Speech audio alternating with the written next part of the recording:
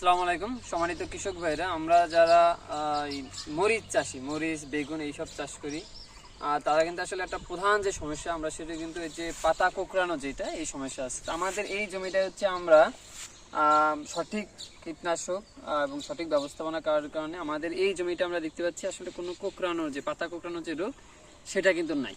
তো এই পাতা কোঁকড়ানোর রোগ যাতে না হয় তার জন্য আমরা জৈব এবং রাসায়নিক দুইভাবে কিন্তু আমরা এটা দমন করতে পারি। তো আমরা এই জমিতে যেটা স্প্রে করেছি সেটা হচ্ছে আমরা পাইমেট্রাজেন এবং নিটেনপাইরাম গ্রুপের একটা কীটনাশক, সাথে হচ্ছে আমাদের অ্যাবামেকটিন গ্রুপের আমাদের একটা মাকড়নাশক, অর্থাৎ আমরা এখানে টক্সিমাইড, পাশাপাশি হচ্ছে ফোরিং বা হচ্ছে পাইরাজিন, অথবা আমরা টিটোপ্লাস যেটা হচ্ছে মিন্টেক্লোরপিড গ্রুপে, এই দুইটা কীটনাশক কিন্তু আমরা মূলত এই দুই গ্রুপের কীটনাশক কিন্তু আমরা এই জমিতে প্রয়োগ করেছি।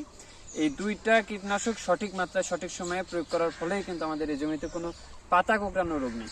তো আসলে অনেক বেশি কীটনাশক ব্যবহার না করে যদি সঠিক কীটনাশকটা আপনারা চয়েস করতে পারেন তাহলে কিন্তু আপনার এই পাতা কোঁকড়ানো রোগটা হবে না।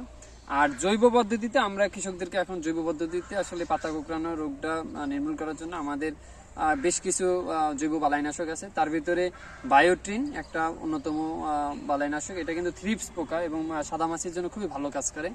পাশাপাশি কেমাইট বা ইকোম্যাক্স যেটা আছে, এটা মাকড়।